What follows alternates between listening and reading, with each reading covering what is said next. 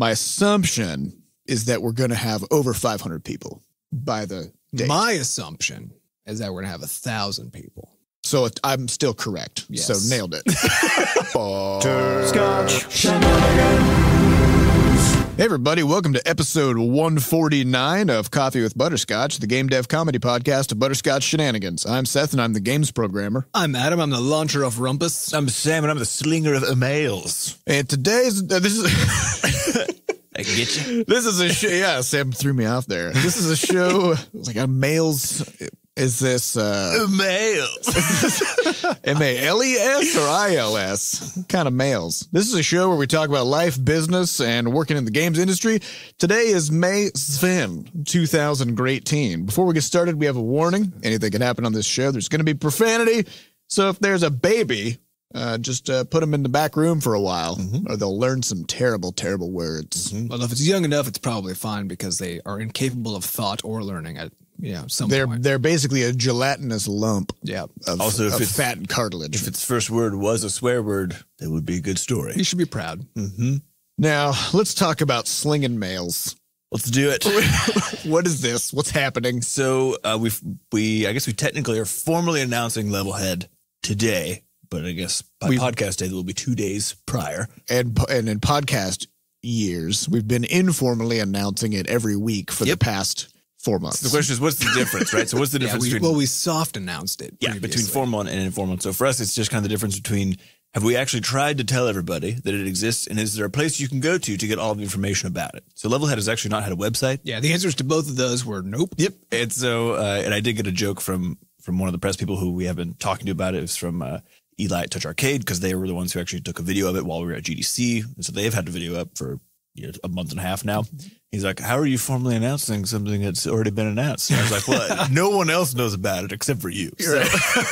So today was a big day to kind of do all the email slinging. And so essentially what we did last week was we sat down to do the production planning and realized, just for where we happened to be, that Seth had a bunch of solo work that he needed to do to kind of fix up a bunch of the web functions, which meant that I could either go work on some of the solo art stuff that doesn't need collaboration, or we could actually let people know that the game exists and provide a good, place for people to land on the stuff. And the website was basically ready to launch. And that was the trick. So we relaunched bscotch.net today with Adam's new web design and all the new backend web tech. And with that is the Levelhead game site, as well as announcement blog posts, tons of GIFs and all sorts of cool stuff on it. And so all these things just kind of started coming together literally on Tuesday, I think, last week. We just decided this was going to happen. So we put together a video. We got a coming soon Steam page, which you should actually go wish list us on. Yes, please do. Because that makes a huge difference for us in terms of, when Valve is looking to see, are these guys going to do well? If there's a huge number of people in the wish list system, then they think maybe we'll do well. So it helps us out. But yeah, so we slung all the emails maybe an hour ago, and now we're in here hiding out. We made a tweet. That's good. Only took 100 tries to get it going. Yeah, it's just a thing with Twitter. I don't know. Something about uploading MP4s. From desktop only. From desktop. You can do it from your phone, but you can't do it from a computer. I don't get it. It's probably, the desktop version of Twitter is probably a second consideration. It must be, because people probably mostly use it on mobile. While they're pooping and stuff. Of course. And they're tweeting and they're just like, great poop right Tweets now. from the super, super good, nailing this poop today. So Levelhead is now, it's now been formally announced. We'll see if there's any press that actually gets kicked up from it over the next coming days, but who knows? Yeah. We did our part. We'll see what happens. And so kind of where we're at with Levelhead Dev is, we just wrapped up, or we're kind of around the end of month 4 of development, which means, and in terms of the overall production of the game, we're in what we would call the slog, which is most of the questions about the game are answered now in terms of what it's going to play like, what kind of content we need, what are the core functions that, users are going to do. And now we're in that phase of just kind of grinding away at polishing things, getting more content in, tweaking special effects. We've had some days now where we just spend just a whole day on an explosion, just getting it to a point where it's just real fucking good. And those are the kinds of things where it's not that exciting sort of moment to moment to work on it because it's just these tiny, tiny incremental changes. And so I think announcing the game at a time like this is really helpful because then, we have kind of cheerleaders Morale on the boost. side, just kind of telling us how pumped they are, which is really nice. So Yeah. And if you want to keep up to date with it, just go to levelhead.bscotch.net. That's the new home of Levelhead, where we'll be presumably putting up announcements as they happen. yes, and we will also be using the new website to manage Levelhead's alpha test, which will be coming. Sometime. It'll be coming at some point. We're not going to say when. But all of those tests will be run through beta.bscotch.net, which is where all of the beta sort of in development stuff will be happening on the website, as well as through testing for the games and stuff. So for now, if you've signed up for abs using our Google form, which we've talked about in the past, which is at bit.ly/powerful bscotch abs. Yeah, with hyphens. With hyphens in between everything. So we're still going to use that for now to alert everybody, because we don't have anything else going yet. Once we get to that point and finally have the Levelhead Alpha running, all that kind of stuff, then all future stuff is going to run through this beta.bscotch.net website. Yes. So we got big things happening. It's very exciting. Yep. I'm excited to see all the different ways the website breaks. Well, I'm excited because I don't have to fix it. This is all Adam's problem. Well, it was pretty fun because we put it out we launched the beta version of the site just last Thursday. And I only told our moderators first, because we've got, half a dozen people, and I just thought I'll just get some external eyeballs on this. And the hilarious thing was, everyone did the exact same thing, which is they logged in and immediately changed their username. Yep. And that's a thing because I have it set up so that we all get automatic usernames as part of the Bscotch crew, which meant that I've never had to set my username since 5 months ago when I first set up that system. And so I just hadn't even thought about the username management and how that UX was. It turns out it wasn't great. So I'm probably going to need to make some additional changes to it. But it is definitely much improved after. So thanks to the mods for catching some early annoyances. Yes. And one of the other things we're doing so this is now using Rumpus, which is our new web backend. Yep. So if you had a Bscotch ID account, that's, you couldn't even have signed in on the website with your old Bscotch ID account, right? So it wasn't even a thing. And you still can't. You still can't. But now you can sign into our website using Rumpus, and it doesn't use passwords. Yeah. And so we do have a podcast question about this coming up. Cool. So we'll talk about this whole password-free movement. It's an interesting idea. Yeah. And I should also say, because we had some questions about that, about what's going to happen to Bscotch ID. So we don't know exactly how or when. We don't know what the future landscape is going to look like for this thing. But the current belief that we have, because we think it's important, is that we're going to essentially port Bscotch ID into Rumpus. We don't want to take anything away from anybody. Right. So we're going to minimize what gets lost in the process. So we want to keep the perks. They'll probably mostly be, a lot of them might be just legacy perks now that you could only have gotten if you were in Bscotch ID. Like gifting butter ups. Right. That kind of thing. But we're going to try to keep as much of it as we can. And we will throw away some stuff like the messaging system and other things that weren't really used anyway. So there will be some things that are lost, but as much as we can, we're going to keep it. It's going to be hard. It's going to be horrible. And none of us are looking forward to it. But we're going to do it for you all because I was going to say because we love you, which is true, but it's mostly we don't want to get yelled at. Yes, mainly we fear you. Mainly we fear you. It's a sort of love-fear kind of love-fear relationship. Yeah. All right. So otherwise, Adam got LASIK, which we talked about Sam's LASIK experience a while. So this is just this hot trend that's sweeping the nation. Everybody's getting LASIK. Let's talk about it. Yeah. How you feeling, Adam? I'm feeling pretty good. I'm still in that phase because I did it on Friday and it's Monday. So I'm still in that phase where there's kind of there's bloom, actually. It's a real life bloom. So you are living in the Unreal Engine right now. Which although pretty, does make it hard to read stuff a little bit, So if I'm looking at a window or something, there's just kind of this angelic glow, being cast. I found my pupils were just a little bit dilated for like a week or so. Yeah, because they're trying to figure out they don't know what the fuck's going on anymore. Your eye is just you're not having it. Yeah, but it really, I mean, the procedure itself was definitely not an enjoyable experience. It's not something you would do sort of for fun on a casual afternoon. No, but I was noticing today as I was kind of playing with my vision that I'm pretty sure that my astigmatism is not fully corrected. So astigmatism is sort of a distortion in things and not so much a focus problem, but just a weird distortion. And that's either because they just couldn't fix it or because they overcorrected or undercorrected. I don't know which one it is, but I was like, shit, I might have to get that part kind of redone. You know, so one of my eyeballs might need to get retouched. But it didn't even bother me. The thought that I might have to, because it was that, even though the in the moment part of the experience was unpleasant, but it wasn't horrifying or anything. Yeah. It was just, I knew things were happening. It's unpleasant in the same sense that like going to the dentist is unpleasant when they're scraping your teeth with a metal spike. It's a little more unpleasant than that. This isn't awesome. But not, exactly.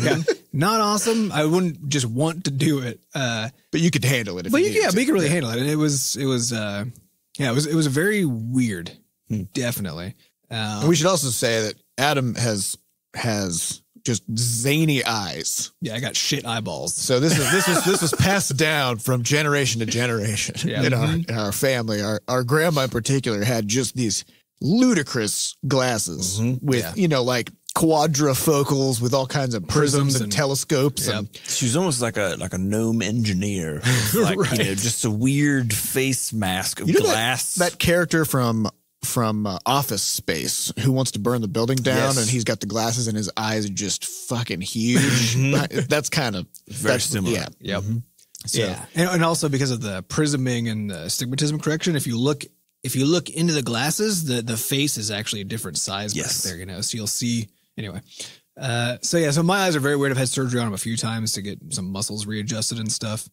So they're all fucking wacky, but I was completely unconscious for those other ones. Cause that one had to go and they detach the muscle from your eyeball and they sew it back on. It's one of those ones where you cannot be awake for that experience. And then you're walking around and you've got a suture string hanging out out from your eye. It's adjustable. So that way they can go in and it sort of has two.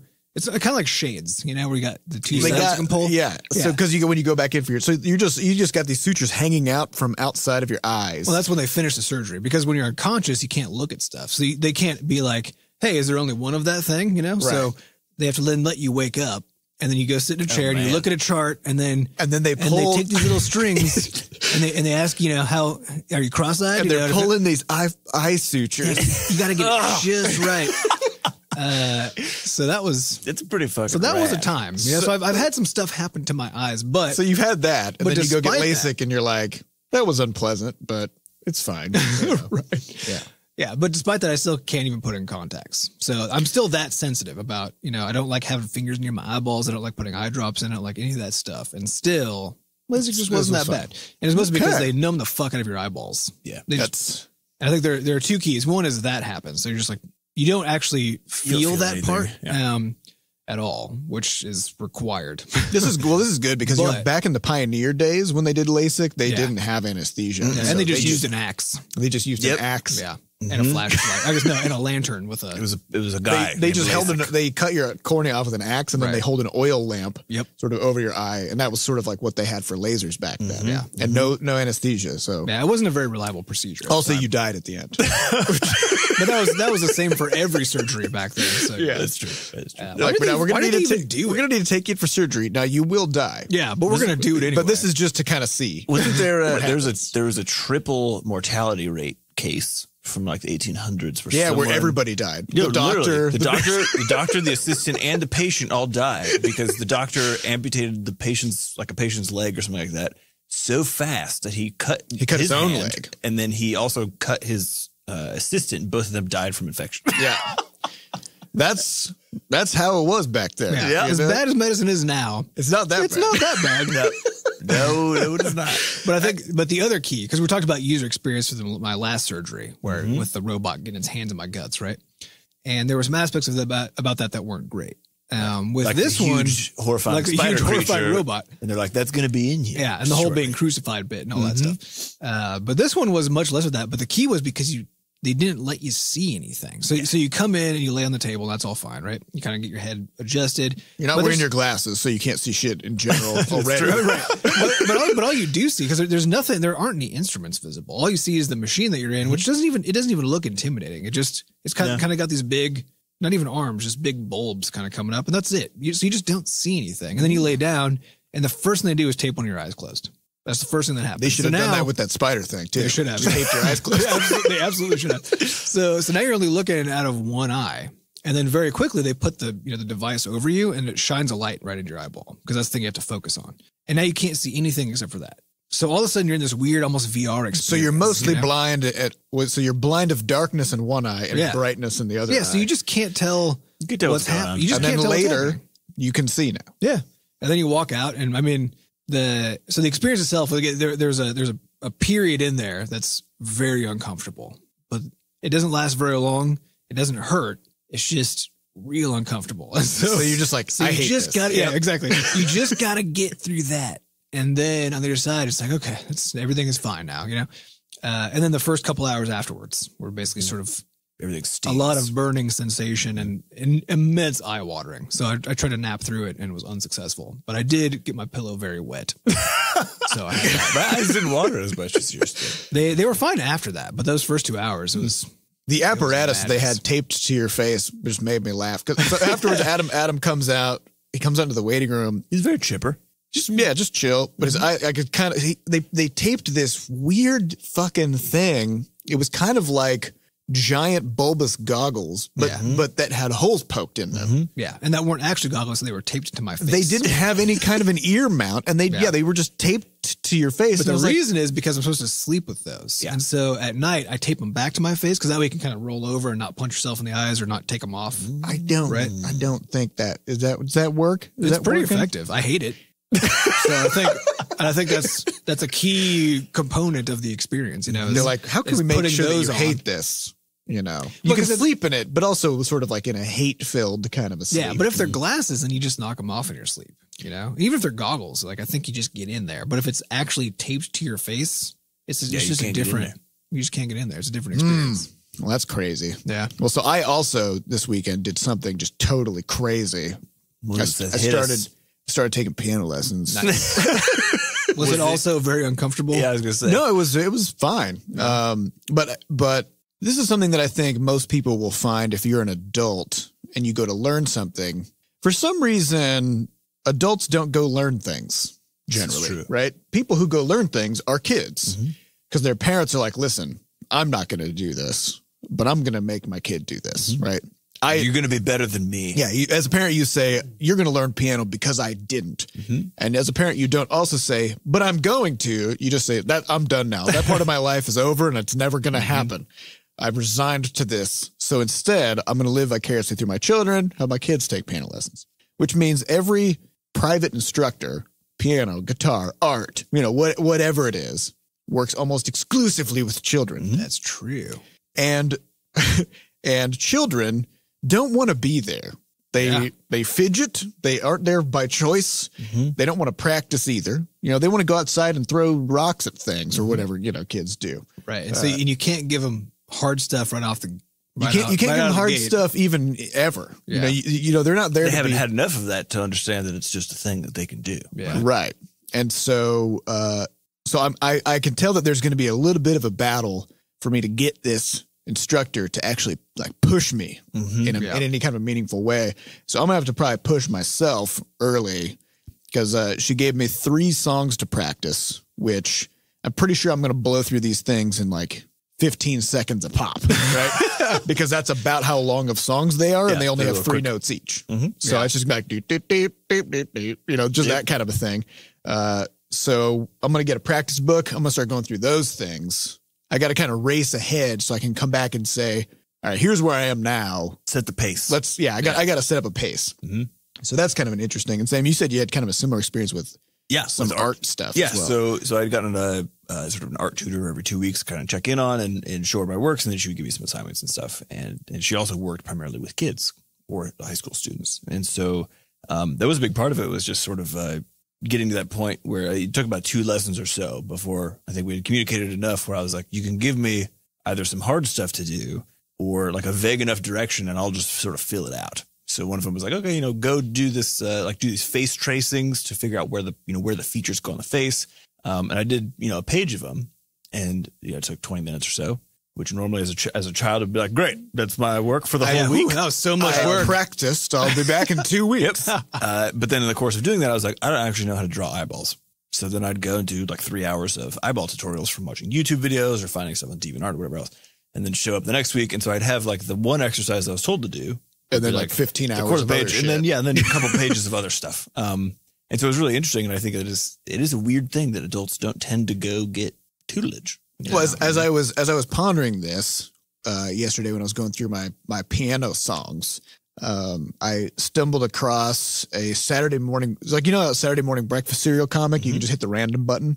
Yeah, it's always good. It's always good. And I just hit the random button, and the first one that popped up was this parent talking to their child. And they're like, listen, it is imperative that between the ages of 0 and 18, you learn as much as possible about as broad of a range of things as we can fit in, right? Now, between the ages of 18 and 22, it's crucial that you learn about a very narrow and specific set of things and nothing else, okay? So for your career. And then from ages 22 onward, the most important thing is that you only learn the bare minimum number of things to make sure you don't get fired. and the kid's like, I don't understand. Did people start out this way, or did we just go insane over time? So I don't know. I was just kind of reflecting on that. I'm like, yeah, why don't people sign up for, as adults, say, I want to learn to draw, and just call up a teacher and just sit down. Yeah, just do it. You know? Yep. I don't know. And of course, here I am like, this is the first time I've done it as an adult. Yeah. Oh yeah, me too. It's like it just doesn't occur to you that you could just do these things. So anyways, otherwise in the news, we've got something big coming. It's the ShenaniJam, the Butterscotch ShenaniJam. It is a game jam. It's coming on June 8th. It is a 48-hour, well, slightly longer than 48, just because we're being generous, right? We'll be loosey-goosey so that people on the other side of the planet can participate. Yeah, time zones get weird. So I think it's 50-ish hour. I think we're starting it at 7 p.m. Central Time, because even in the U.S., that means it's already 8 p.m. on the East Coast, but on the West Coast, people are just getting off work. It's 5 o'clock, right? It's like 5 in the morning on the West Coast, I'm pretty sure. And in Australia, it's tomorrow. This is all very confusing. Somewhere it's yesterday. How? Yeah. We don't know. We don't really know how these things work. So we just picked an arbitrary time and date. So that's happening on June 8th. And all the information is at ShenaniJam.com. And you can just sign up straight through there. We've got something like 150 people signed up so far. My assumption is that we're going to have over 500 people by the date. My assumption is that we're going to have 1,000 people. So I'm still correct. Yes. So nailed it. Over 500. This is a Price is Right situation. Yeah, this is No, I mean exactly 1,000. Exactly 1,000. And I do get bonus points if we get it, because I was, my choice was closer. That's and I risked true. more. That's a riskier target to go for. Yep. I'm putting it all on the line for this one. All right. So people just sign up till we hit 1,000, and then just stop. Just go away. If you're number 1,001, just don't even worry about it. Perfect. All right. So first question of the day from podcast.bscotch.net. If you'd like to get your question on a future episode, you can get over there and ask it. So first question comes from cctechwiz, who says, B-Bros, that's us. B-Bros, do you have any suggestions to prepare your bodies, fingers, brains, or any other appendages for the upcoming ShenaniJam? P.S. It will be the first game jam I've built up the guts to do. Ah, yes. Welcome. The first jam is a magical one. It is. I think the only important thing to do before jamming is to take a little tour through your tools that you're going to use, because just make sure that they are installed. Yeah, get everything installed. Get all your licenses up to date. Go through your tutorials. Go through a few tutorials for everything. So just for some historical context, the first jam that I ever did, I didn't know I was going to do until the day before, because I had organized it for a job and only like 3 people had signed up to be there. Yeah, including my boss. This was the first. This was the first St. Louis game jam. Yeah, and I knew only one of the other people was a programmer and one of them was an artist, which meant that there was just going to be a game, right? So the night before, I was like, I can double the output of this jam. We could have 2 games come out of this. If I somehow can, I guess, make a game this weekend. So that's when I downloaded Game Maker, and that kind of ended up being what I sent to Seth and set us off on our course currently. So what I did was I just did, I think, maybe an hour and a half or 2 of tutorials through there. Yeah, it just comes with a whole bunch of tutorials on how to build stuff. And I ended up making at the end of the weekend a top-down shooter. was the first game I made. And I liked it. It was called the Blame Game, where you go and you sort of like cause mayhem in the neighborhood. Yeah. You have to like tip over old people and baby carriages. And your character is just like pointing a finger. And then you just sort of like press the mouse button and blame shoots to out. shoot blame out of your finger onto other people. Just a red projectile with a B on it, you know? Yeah. So you just do bad things to accumulate sort of guilt, and then you shoot blame out of your finger. And then there's some people who are also pointing at you because they're trying to blame you. Right, people are trying to blame you for stuff because you did do it. Yeah, and you got to blame them first. Otherwise, you right? Because as we all know in the justice system, the first person to get blamed for something is the culprit. It sticks. It's very sticky. I think that's true, actually.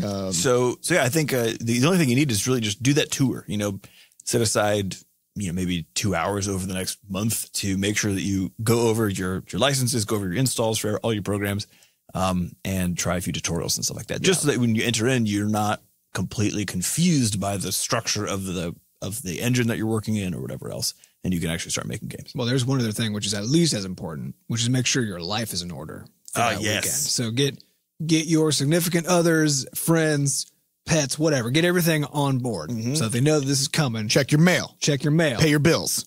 Do all the things. It's like going on vacation, right? The whole joke about vacation is everyone gets their life into like a really good spot for the first time in months before they go on vacation, right? Right. Because you don't want those things to be lingering on your mind when you're sipping pina coladas in the tropics. You'll happily let them linger on your mind every other day of the year for some reason. Yeah. So just take care of all your stuff the week before and let people know. Yes. Also, if you can, find a buddy, grab a friend. Even if they've never done it before, that's totally fine. You can experience it for the first time together.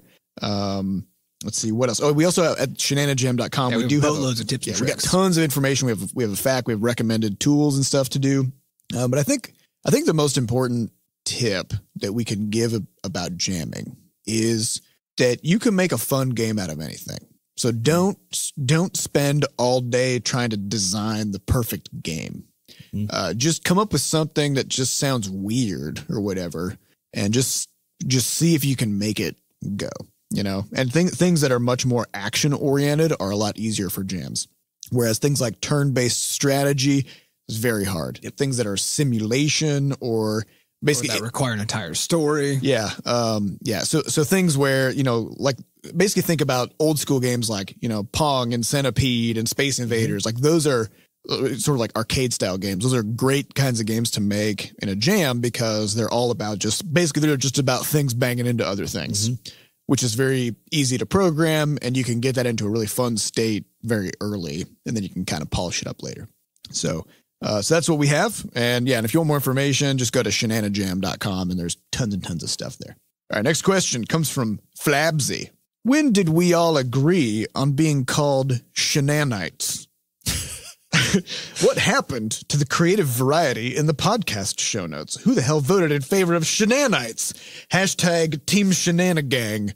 That's a good one too. So this is it wasn't creative variety so much as we just didn't know what to say. So we just made shit up sort of on the regular about what to call our listeners and our players. Yeah. There's this idea of like consistency. Which we apparently had never heard of. and apparently it's good for making people feel like they understand what the hell is going on, right? So if I call you the Shenanigang, so we're using the same word to describe the same thing. Exactly. Then people know what the thing is. If every week it's a different word which it was previously to describe the same group of people, then sometimes people don't even understand what is happening, including us. And there was a long time where we just called our listeners B-Scotches, but then it's like, well, that's kind of who we People are. started calling us B-Scotches. Right. So that got confusing. Who's the B-Scotch? And so... I mean, maybe we're all B-Scotches, but then now we need a new word for ourselves. So Shenanites just came from... I was writing the first ballyhoo, I think. Or it was the second one. I don't even remember. It was the first. It was the first ballyhoo. One. And I was like... I had written... Basically, I had done the exact same thing that we'd always done, which is over the course of this 6-page, mini magazine, I called our group of players and fans, I think 3 or 4 different things. And then we were like, maybe let's not. We should not because it's very confusing. So we just picked up one. I like Shenanites because it has the word nanite in it, which is a little tiny robot that makes up sort of a collective purpose, right? So that works. Pretty cool. I think. And a lot of our games feature robots, which Yep. is nice. And really, humans are just very wet robots. Yeah. If you think about it. That's true. We just got these moist, sort of loby wrinkle things in our skull buckets, and they do all the thinking. But we're just robots. But it is an interesting question, though, about this sort of collective agreement of the term that is used, because this term is being used not to describe us, but to describe everybody else. And we decided on that term, which then begs the question, do people get to opt into that? Who's authority? Well, who's authority? Who are we to say, what the name is? Here's the thing: nobody stepped up. That's true. And we had to get in there. Yeah, where were you, question asker, back when Sam was writing the ballyhoo? Yeah. You needed to know what to call it. Where was the change.org petition? Yeah. To make this. So, there was a void. We had to step in and do it. Nobody came in and we didn't have believers. We didn't have I don't have know. a self-organizing entity, sort of taking shape and naming itself and gaining sentience. Yeah. It wasn't happening. So we had to sort of do that on our end. And you know what? If somebody wants a different name, they got to start the movement. Yeah. But I got something to fight against. Now you can fight against the man. Raise your fist. Gang. Start a Shenanigang and get out in the streets with some some signs. Yep. This is an issue that's going to define our generation. Yep, I I think so. And all future ones, probably. Probably. This is going to be a battle, some kind of a war that goes on for maybe we'll have like a generation naming system. So we'll have like the Shenana Gen Xers will be next. Yep. The Shenana Snake people. Shenana snake people. Shenana Boomers. Those are the really old ones. Back in the day. Right. Yep. And then we got. Isn't the baby boomer generation like a 30 It's like a years? 30 Yeah, I feel like it's people who are like 5 years older than us. And then up until to death. Yeah, Just something like up that. until 120. They're like, whatever, you guys count. Yeah. And the defining feature of the baby boomers is there's a lot of them. What is that? There's just a lot of them. There's a lot of them. They control the government. Everybody, those are the two defining features. everybody came back from the war and they were like, let's make a lot of babies. And then they made a lot of babies for like 30 years. Yep. And apparently all those people are part of the same generation. Yeah. That doesn't make a lot of sense. Yeah. And here's another question. Because now so as a 31-year-old, I don't really know how to talk to people who are 26. Right? Because they're 5 years younger than me. And they had Facebook in high school. They're Snapchatting. They're taking pictures of avocados and posting them on the internet for some reason. I don't know what they're Gotta up get to. those sweet likes. And then, you've got then there's 19-year-olds and I don't even know what kind of universe they're living in. It's crazy. They grew up with iPads in their hands and stuff, Is it going to be the case that because of this sort of pace of technological change that we're going to need to start defining generations Every in 5 years. in like 3 to 5 year spans? It is definitely the case that the one I like to think that I keep up to date with new technology and I have a sense of what the cool things are, what people are into. You're hip. You're cool. But there was a moment finally where all of a sudden it all fell apart, and that was Snapchat. Yes. Where Snapchat came out, and I was like, "Why would anybody want this?" And then everybody's like, "I want this." Yeah, and they just fucking love this thing. And I'm like, I don't. What is that? Here's what I think it is. 'Cause I think as you get older, you see trends rise and fall, right? Yeah. And so you're seeing now sort of the slow decline of Facebook. Right. Like once everybody's parents got on Facebook, everybody was like, nah, I don't know about that. And then Facebook is like, by the way, we sold all your data to literally everybody. Yep. And you totally agreed to that. But it wasn't like, that got people off that. Facebook. It was the fact that their parents were on Facebook. Let's be real. Yeah, nobody cared about the privacy breaches because we all agreed to that. We all agreed that was something we totally wanted to happen, and then it did. What we didn't want was, our great aunt commenting on our spring break pictures. No. She's like, you look great. You look great, Sonny. Looking good. Looking good. While you're doing a cake stand. Yep. That's youth. But anyways, so I mean, you see these things come, and you're like, oh, and you put so much time into it because when you're younger, everything new seems like the most important thing. I remember being so excited when Gmail came out. You know, I was so fucking pumped. Yeah, and every time like an evangelist. Yeah, every time a new Google product rolled out, like when I remember using Google Wave. Yeah, that shit? Yeah, we were all about it. It's totally dead. They just killed it. They were like, this is terrible. Yeah, so I mean, I know that I've been there. I know that I've tried out all those things. You know, but I think the interesting point about it's like Gmail took off and is a market dominating force, right? Mm-hmm. Google Wave did it, and I remember I was excited about it, and then only used it for like an hour because I was like, this is not anything that I want. Very strange. So I still get surprised when something like Snapchat takes over because there's something fundamental about it that people are into that I don't understand. Right? I think it's one of those things that you have to. It's kind of like playing. We've talked about playing new video games before, right? Where at this point, we've all played video games so much that you step into a new one. We study them day by day. Yeah, you step into a new one, and most of the time you'll play it for like 20 to 30 minutes, and then you're like, I get it. I see where this is going. And then you do the mental calculus of like, okay, should I continue? Maybe I'll just go do something else now because I kind of understand what's going to happen. Yep. And I think that kind of happens with new tech too. But I think the big part is actually if you spend like get past that initial sort of curmudgeon hump, you know, to get to a point where you spent maybe like an hour on Snapchat. Like at once. I have spent an hour on Snapchat. You have? I just couldn't. Well, did you use the beautiful fairy filter on your face and become an adorable? I did not. That's what I'm talking about. Well, maybe that was the key. But the filters are incredible. Yeah. But the problem is because also as you get older, you kind of realize that sometimes you get burned by these things. Yeah. You know, and like I was super into reading stuff on Reddit for a while. Mm-hmm. Like I think it was maybe 2010 or something like that. I think it was around the time that Congress was trying to pass the Stop Online Piracy Act, which was really basically like a sort of a fucked up net neutrality thing. SOPA. Yeah. Oh, yes. Yeah. So all of Reddit was going crazy about this. And I had just been reading stuff in the news, and then I sort of started reading about SOPA on Reddit. And then that kind of led to finding other communities on there and stuff. But the more time I spent on there, the more I realized that there's also a real dark side to this, right? Because content gets shown based on how comfortable it is to people. Yeah. And so you can't just have an honest conversation unless you turn it into some kind of a clever meme, you know, some kind of an image macro. And people just mostly want to see things that make them feel good and, you know, that kind of stuff. And so I kind of realized after a while, I'm like, this is actually bad for me, you know? And same thing with Facebook, you know, it just kind of pulls you in. And there's all these studies about how people who spend a lot of time on Facebook end up depressed. Yeah, it's not actually good for you. It's not good for you. Yeah. And so when all these new technologies come up, people are like, oh, it's so fucking great. I get to like look at pictures of Dwayne Johnson all day on Instagram. I'm like, yeah, but now you're going to be worried about how big your guns are. Yeah. Well, it's actually the case that the technologies that I like the most are the ones that have made themselves need my time the least.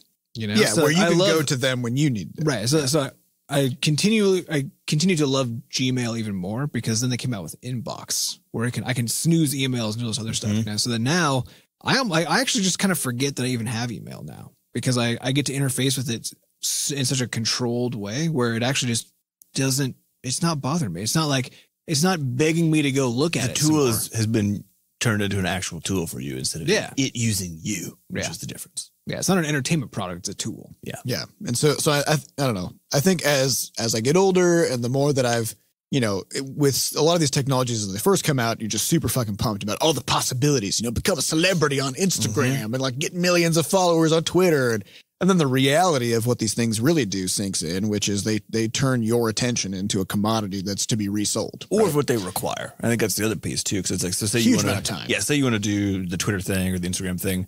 There's been plenty of people who have like Instagram followings or whatever else who then, you know, do some sort of reveal where they're like, okay, so here's what my life is actually like, right? Because it just looks amazing. And then they talk about it. They'll just go talk about it for a couple minutes. And there's plenty of these videos on YouTube to check out. And they're basically just talking about how hard it is because you have to sort of be always ready, or you have like a lot of your life is sort of staged in some way or another. And I remember there was a time around the time that we first started expanding the studio and stuff, and we got the new office. And we were like, we need to like build up an Instagram presence. We need to build up a Twitter presence for some reason. And so so all of a sudden it felt like we were on this weird ass reality show. Like anytime somebody said something funny, It's like, ooh, yeah, we got to quickly say that again so I can tweet that out or whatever, right? And everything just becomes weirdly forced. I don't know. I hated it. Well, it actually slowed down everything. Is what it did. Yeah. Because you have to backtrack or you hang on, let me record this real quick. Do it again. Yeah. And so you can see there's a brief, like if you go to I think we still have an Instagram. It does exist. If you go there, you'll see there's like a 2 month span where we had various like videos and pictures.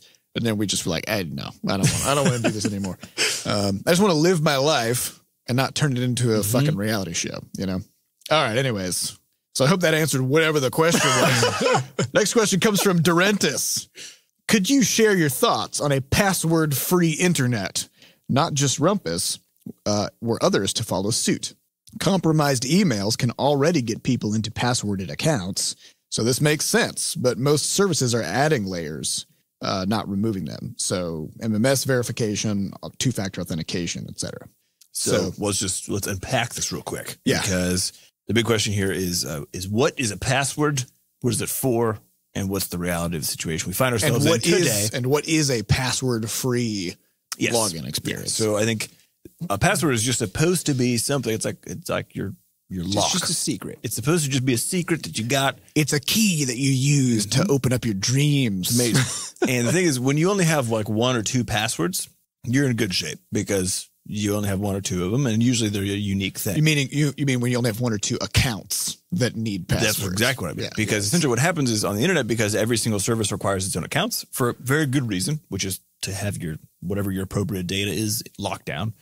Most people, and probably a lot of people who are listening, actually just have like maybe 1 to 3 passwords that they sort of rotate. Just reuse. You just rotate and reuse them.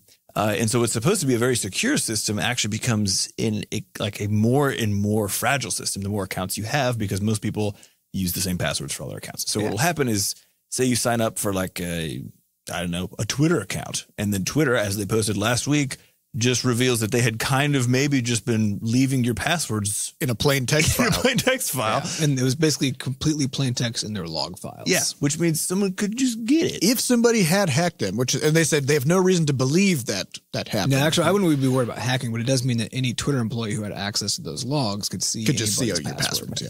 And if you're reusing that password for your bank account, right, or for whatever, this is where the problem comes in, is because you end up having this weakest link situation where maybe you just like sort of do a throwaway sign up on some online shopping website and use the same password that you use for maybe your Gmail username, or your bank, maybe some username, and then someone gets it and they just do a quick, let's just try to match these up in a couple different banks. Remember that usernames are also passwords. Yes, it's sort of like the combo of your username and your password. They're just 2 secrets, actually, right? But the username, we've basically been trained to not be something secret, right? It's something so when you go on Twitter, your username is just publicly viewable, and that's just the way it is. So the usernames I have on all my news sites, like my new bank account, all this kind of stuff, my username is also a random string. So I actually just use 2 passwords to get into my content. Because the fact is, those are passwords. So there's no reason to have your username uniquely identify you unless it is useful for the service that you're using. Right. And so essentially what's happened is that because of this account proliferation that we've had, where we got more and more tech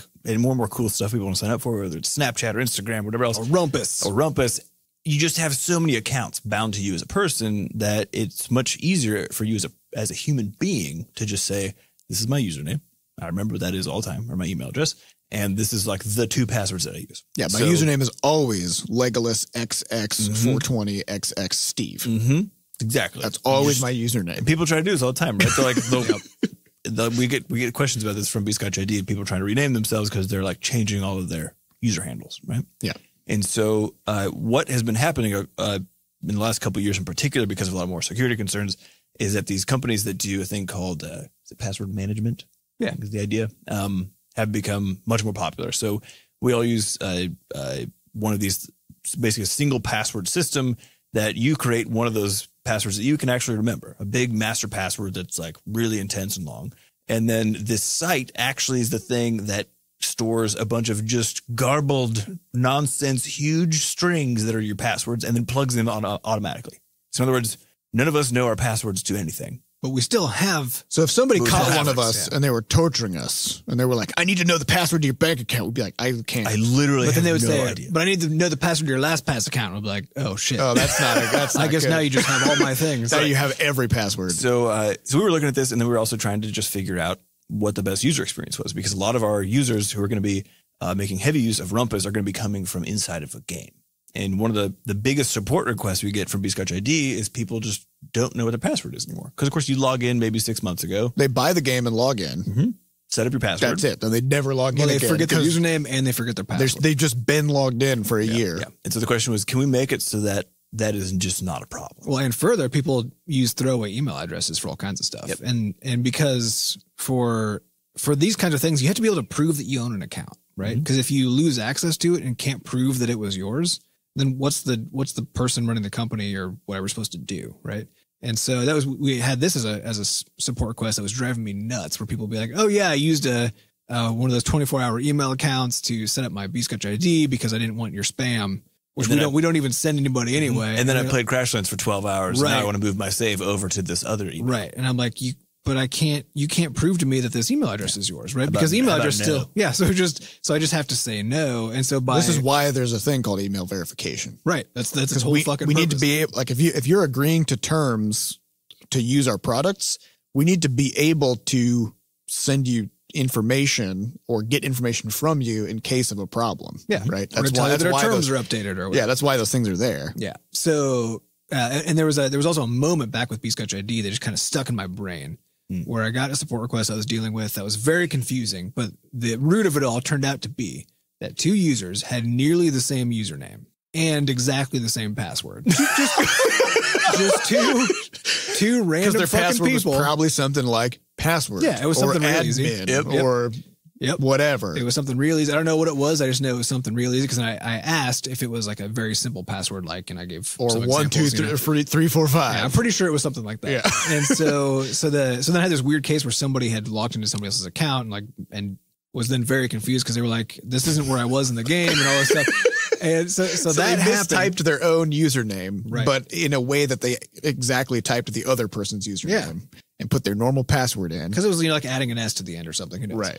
So, Man. so it's That's a weak ass password. yeah. So here's the thing: passwords are enormously secure when you have a different one for everything, and it's completely random gibberish. However, And it's long. and it's long. Yeah. However, people realistically, almost nobody does that. Yeah, because From a statistical standpoint. can't remember. But not even that. People like almost nobody uses LastPass Yeah. or other password managers, right? Like some people do. Probably some of our listeners do.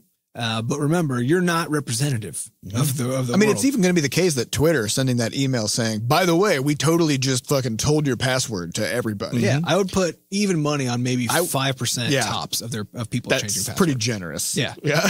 And these are like the people who won't change their passwords in response to the email are still going to be the people who have used that same password for their bank account, for their utility bills, for their everything. So in other words, it's a huge sort of general vulnerability. Yeah. That and it's a function of people. It's sort of a mismatch between people in tech. people in tech where it's just a real problem. People have to be able to uniquely identify themselves. And the only way to do that is to have some unforgeable thing, right?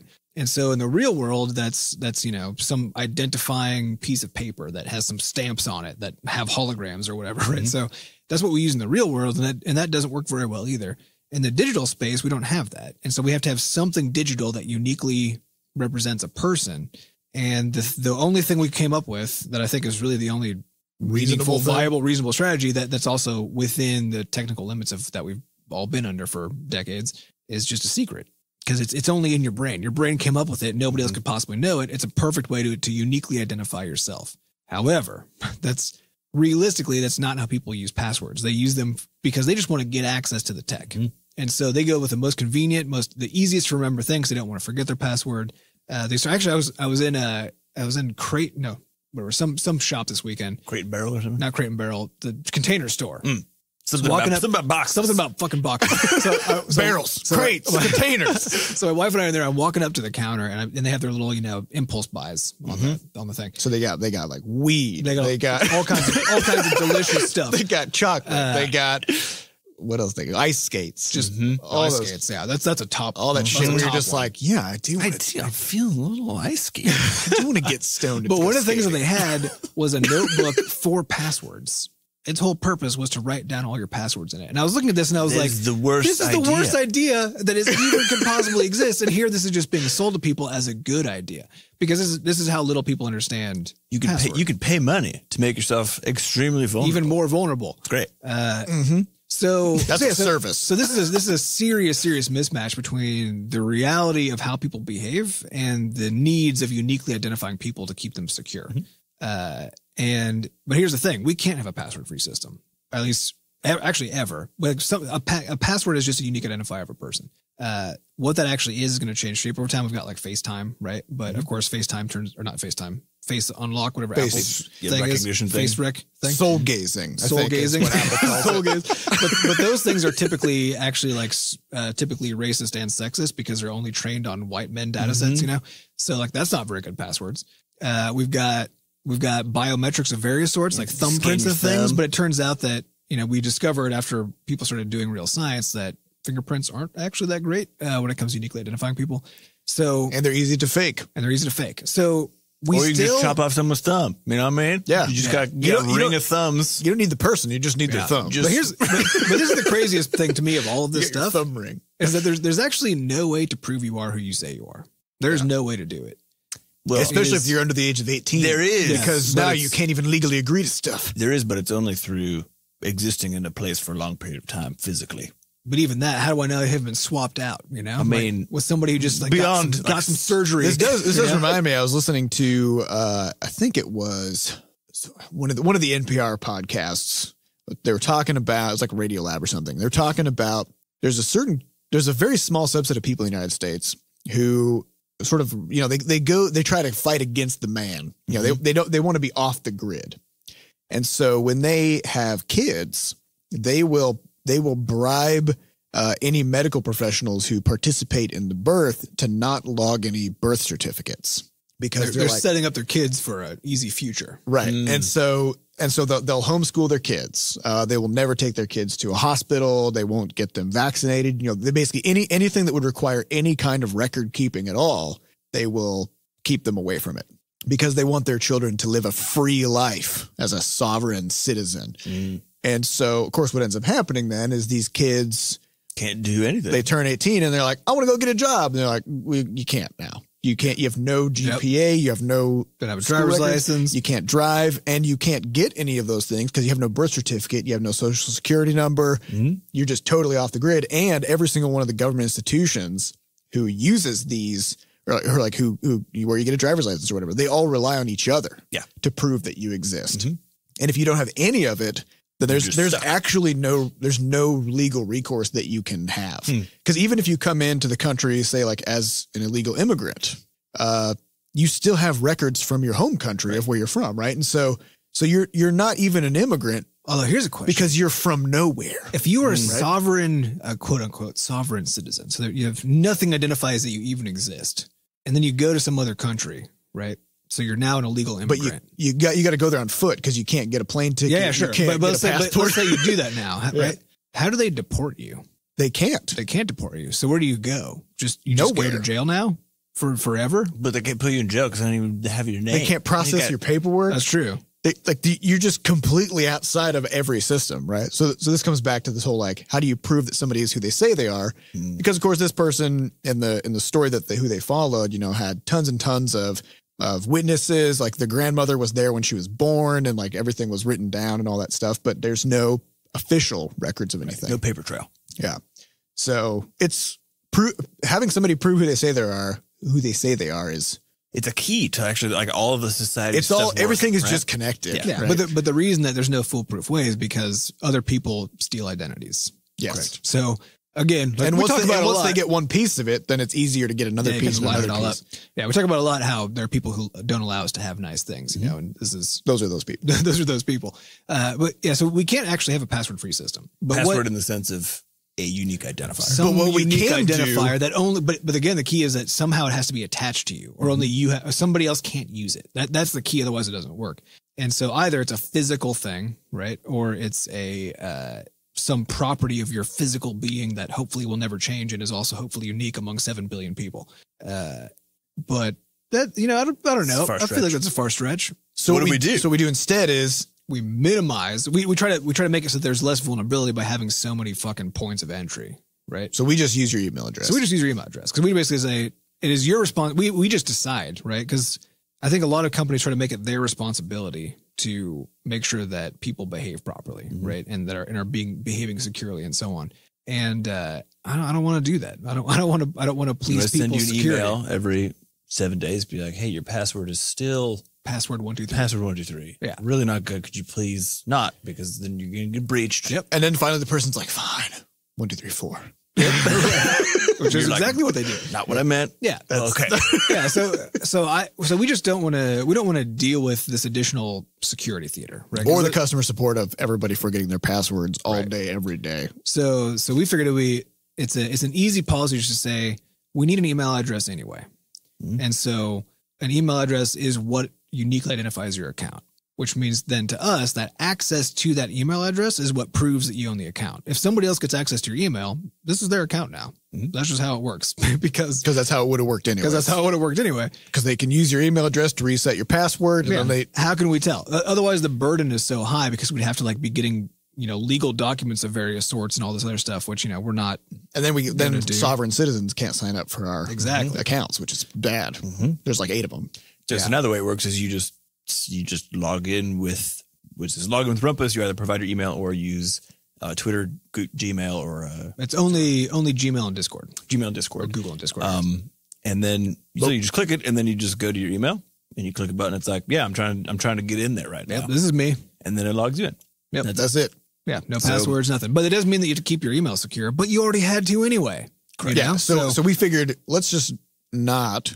Can we not? Can we just not have passwords? Yes, we cannot. Yep. We had the courage to remove passwords. Pretty soon we'll also remove your email address from this somehow. Yeah. We'll probably just go by standard mail.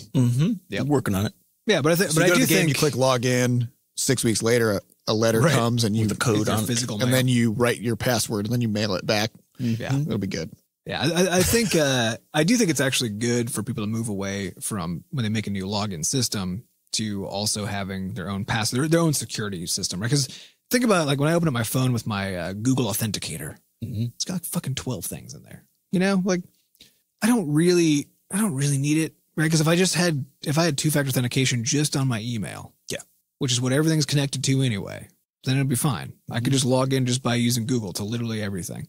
But there's this sort of sense that people don't want to give up some sense of control over what their user base sort of means, I guess. I don't know. They want to control like the entire process of login and everything.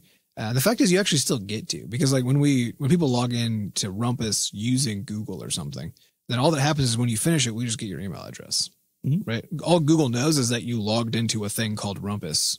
That's all it knows about it. Like I'm not giving them any data. They don't know shit. And they're not giving us any either. Well, they're giving me a little bit. They're going to try to. But I'm throwing it away. But yeah, we're not going to keep it. So basically all that happens in the transaction is get an email address. And it's technologically a pretty simple transaction. If Google at some point decides not to offer that service anymore, that's fine because I have your email address. I can just send you an email and be like, hey, you can't use Google anymore. Just use your email address now. Done. It's not a problem, right? So piece of cake. So I think people are worried about dependencies or they're worried about sort of seeming to have a relationship with these other companies or something. And so they're not doing it. That's why we give you the option to just not. Yeah, which you also have. You can just use your email. Just send a link straight to your email. Yeah, and you're good. Which is just only barely less easy. You know, it's still very, very straightforward and easy to do. I don't know. I think so. Now security is not our problem. It's just now not it's our your problem. Exactly, which is where it should be in the first place. What it always was to begin with. Yeah, because we can behave as responsibly as possible. You know, we encrypt everything. We only store things that we should. We don't harvest any of your personal. We can do all that stuff. But if you just have a bad password, then it's all for naught. And so now we can just say very clearly in no uncertain terms, this is your problem. Not ours. I like it. Yep. Can we not? The marketing angle is actually, look at it. It's so easy. It's so convenient for marketing angle. Yeah. Because it's all about what's for people. It's easy and it's more secure, which is both true. It is. Yeah. Both. So I guess so we should probably switch our slogan because it was Rumpus. It's your problem now. Yeah. Which is a catchy slogan, though. It's really sticks. Yeah. All right, let's hit one more quick question, kind of coming back to the ShenaniJam, which again, ShenaniJam.com, June 8th. Sign your ass up. That's not what the question is. The question is from FlameItKermit. During game jams, what sort of jobs are divided / delegated between Seth and Adam? I'm assuming Sam just sticks to art. Okay, so it's pretty easy to sort of envision how a 2-person team would work if you've got a programmer and an artist, where one of them programs and the other, artists. So for starters, let's just kind of take the broader question of team composition. Who's your tank? Who's your DPS? Who's your healer? What is happening here? How do you do it? Where to go? So I think that the interesting note with game jams and the distribution of work between, especially a 2-person team, is that one thing people, which is obvious by this question too, don't consider is that there's just a shitload of other work to do that is completely unrelated to programming and art. And that includes stuff like getting your page set up on whatever the jam host site is, getting a video created for it, finding fonts that are good, finding music that's good, finding sound effects that are good, all that stuff that if someone's taking care of that and can sort of feed it to the programmer, then the programmer doesn't have to switch tasks, which tends to be much more costly, I found, for programmers than it is for artists. I think because art, you can just look at and you know where it's at. Programming, you're usually building a mental model. You got to read it for a while. Yeah, you need to read it, whatever else. And so artists tend to, I think, have an easier time actually performing multiple roles over the course of a game jam. At least it tends to be my experience. Yeah, so we call this sort of meta work versus work, right? Which is meta work is organizing and planning and thinking about your work to sort of figuring out what are you supposed to be doing. And yeah, so having it's almost like a producer. Yeah. Like having somebody take on the role of a producer where their job is to keep track of where things are and hand tasks off to people. Yeah. But the crazy thing is that should not be a person's solo job for the whole weekend. If it seems like your team is big enough that you need a producer, it's probably too big. Yeah. That should just be someone's kind of like part-time gig. They're moonlighting as a producer during this game jam. So usually what happens is I tend to take on the roles of getting all of that stuff as well as doing the art and whatever writing is required for store pages, whatever else, getting screenshots, all that sort of stuff. That way, because we need programming all the way up to the 11th hour on anything we do, basically ever. So that way the plate's clear for the programmer. So when it comes to jams where the 3 of us have participated, 2 things happen usually between Seth and Adam. One is that web functionality versus game functionality tends to split, because usually what we'll do is we'll be like, hey, Adam, we want to try this crazy thing this weekend, which is going to require this piece of web tech, talk it out, figure it out. And then Adam just goes, builds it. As soon as he's done, talks to Seth, and they integrate it, and it works like that. And then the other one is splitting of programming tasks, but in a very systems oriented way, which I guess you should probably talk about, Seth. As in, like, we've done, Adam will take progression and loops of a game, whereas Seth is working strictly on mechanical programming. Yeah, I mean, a lot of it comes down to what we've done in the past with splitting programming stuff is usually we'll do kind of like as the game programmer, I'll plow ahead and establish game systems. But then we may need something like these, now that these are established and there's a structured code base for them, we need a UI to display them or something like that. And so then maybe Adam would come in and piece that UI together while I go work on, something else. But it's all very difficult because things need to happen in sequence. You need to have a system established before you can make a UI that displays the content of that system. And so you kind of have, there's just always going to be a time early where there's just a lot of bottlenecks, and it's kind of hard to build programming on top of other programming. So I don't know. It's kind of weird. That's why keeping your team small is the best. Yeah, I will say, we always have this joke of the optimal team size is 1, because then you don't have to have any meetings, right? But I think emotionally, you want at least 2 people so that you can sort of, play off. It's more fun. It's more fun, and you're not just by yourself all weekend. Well, it depends on everybody's goals with a jam too. Yeah. So I used to help out with game programming a little bit on jam games. And then once I got just fully immersed and I was basically doing web tech and that was my thing, then there was a long period where I actually didn't really participate in the jam itself for the most part. And that was because I wasn't yet good enough of a web programmer. And we hadn't yet built enough sort of conceptual ways of thinking about web stuff in games to be able to actually have web stuff in a jam game. Yeah. And so what I would always do for those jams then, as well, Sam and Seth were like, I would kind of help out with initial idea generation and provide some feedback here and there. But otherwise, I would just be doing my own jam where I'd be trying to push ahead on my own tech, trying to understand stuff better and be able to do things. And Scuffle Buddies, or Snuppy Rustling, was the first time that we actually tried to do a simultaneous web and game jam. And it was, it worked out, but it was a real 11th hour situation. And, very intense. Yeah. We had to build the game with the assumption that the web stuff might not work. Yeah. Right. And but I actually had the web stuff done, on the Saturday on day one, basically of the jam. But it didn't matter unless the rest of the game was good and done. And so Seth didn't even hook it up until literally it was like 2 hours before the end of the jam. And so that was a consequence of us having never made a thing. Having multiplayer for a broken game doesn't make matter. any sense. And we didn't have a code base yet. Like the servers I just built from scratch, like everything was completely new. When it comes to future jams though, so I presume for the upcoming ShenaniJam, we'll probably I actually won't have to touch it again. But the reason I want to touch it this time is because I've already made all the web systems now. Right. So I'll collaborate with Sam and Seth on like, how do we make some cool web stuff actually work? I may have to, fix some bugs and add some additional features, but for the most part, I built Rumpus, and now Sam and Seth get to lean on that to make jam games even weirder, more interesting. Yep. But that means that for me, I actually still will kind of just not participate in jams except for just to like be there. Jamming on my own stuff, you know? Yeah. So it's weird. Yeah. Keep your team size small, and that way you don't have to worry about these things. But also just keep in mind there's a ton of other work that has to be done besides the game. And it's sort of that's the thing I like about jams too, is that it is a tiny version of what it's like to actually do a full scale game project. Because if you do it correctly, you will have to take some time on Sunday or on Saturday or something like that to figure out how to talk about your game, to write it up, to pick a title for it, to decide what fonts to use, like all this other stuff that you wouldn't normally consider game development. And you just have to do it, otherwise people can't actually see what the hell you made. Yeah. It's important. And one of the rules that we are not strictly enforcing, because we don't really enforce any rules in the ShenaniJam, frankly, because we're too busy. But one of the rules that we always tell people when jamming is there's no such thing as a designer.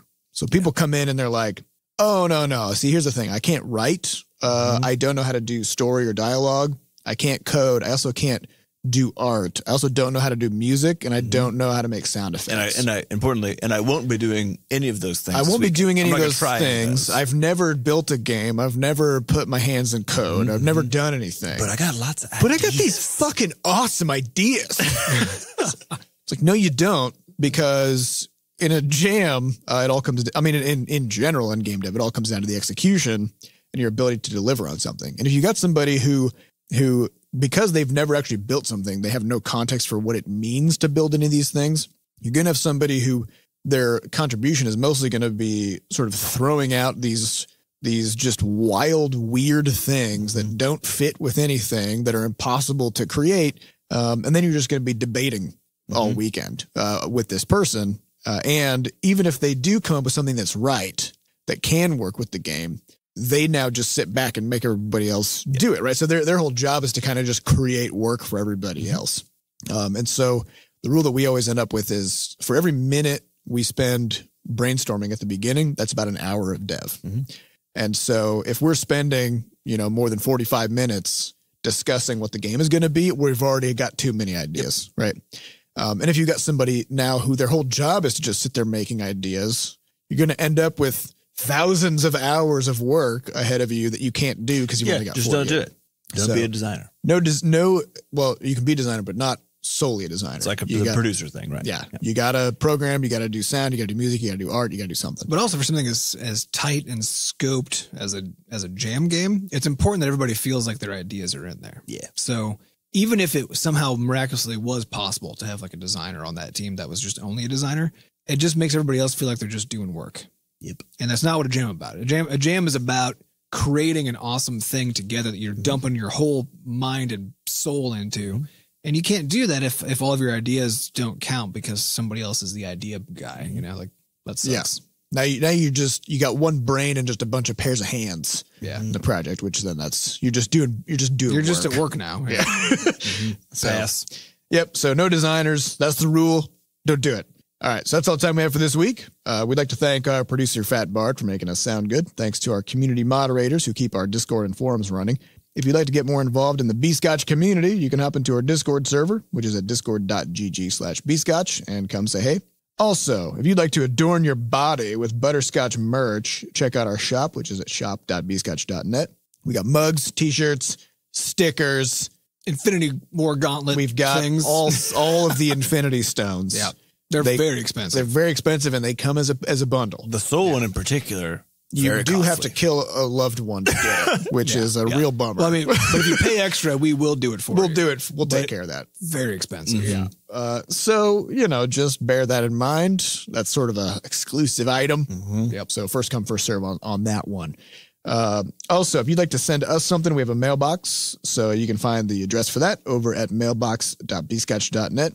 In theory, nowadays we get notifications when those things arrive, so we should get it pretty promptly now. All right, well, thank you all for listening, and we'll see you next week. Goodbye. Bye.